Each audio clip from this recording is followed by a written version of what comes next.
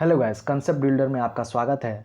पिछले वीडियो में हम लोगों ने कनेक्टिव्स और लॉजिकल ऑपरेशंस के बारे में पढ़ा था, जिसमें से हम लोगों ने नेगेशन, कंजक्शन और डिसजंक्शन के बारे में पढ़ लिया था। आज हम लोग जानते हैं कंडीशनल स्टेटमेंट और इम्प्लीकेशन, जिसे हम लोग इम्प्लीकेशन भी कहते हैं। पहले इसका डेफिनेशन देखते हैं। Let P and Q be propositions the conditional statement if P then Q is the proposition. इस सिंबल को हम लोग इफ़ पी देन क्यू से पढ़ते हैं। और कंडीशनल स्टेटमेंट में पी को हम लोग हाइपोथेसिस और एंटीसीडेंट और प्रीमिस भी बोलते हैं, और क्यू को कंक्लूजन और कंसिक्वेंस बोलते हैं। अब हम लोग इसके ट्रूथ कंडीशनल स्टेटमेंट के ट्रूथ टेबल देखते हैं, जो कि थोड़ा कॉम्प्लेक्स लगता है पर इजी है। यहाँ पे ध्यान रखने वाली बात यह है कि if P then Q means if P is true then Q is true. तो पी ट्रू है, क्यू भी ट्रू है, तो कंडीशनल स्टेटमेंट भी ट्रू होगा। पी ट्रू है पर क्यू फॉल्स है, तो कंडीशनल स्टेटमेंट फॉल्स होगा, क्योंकि इफ़ पी देन क्यू पर पी ट्रू है, क्यू पर फॉल्स है, इसलिए यहाँ फॉल्स।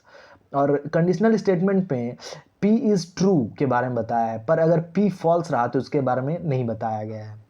तो इसी जैसे P फॉल्स Q ट्रू, तो कंडीशनल स्टेटमेंट ट्रू है, ये ट्रू होगा यहाँ पे, इसलिए क्योंकि यहाँ पे इसके बारे में कुछ बताया नहीं है, और यहाँ पे फॉल्स लिखने का कोई वजह भी नहीं है। और वैसे ही प्रोपोजिशनल लॉजिक जो है वो ट्रूथ टाइट जजमेंट फॉलो करता है।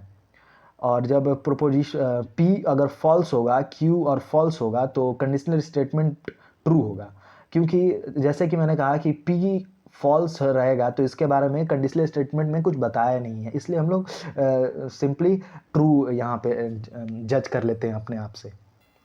कंडीशनल स्टेटमेंट से कुछ नए कंडीशनल स्टेटमेंट्स भी बनते हैं। उनमें से एक कुछ है, पहला 3 बनते हैं। पहला है कन्वर्स, दूसरा है कंट्रा पॉजिटिव, तीसरा है इनवर्स। कन्वर्स के बारे में देखते हैं। The proposition Q if Q then P is called the converse of P if P then Q.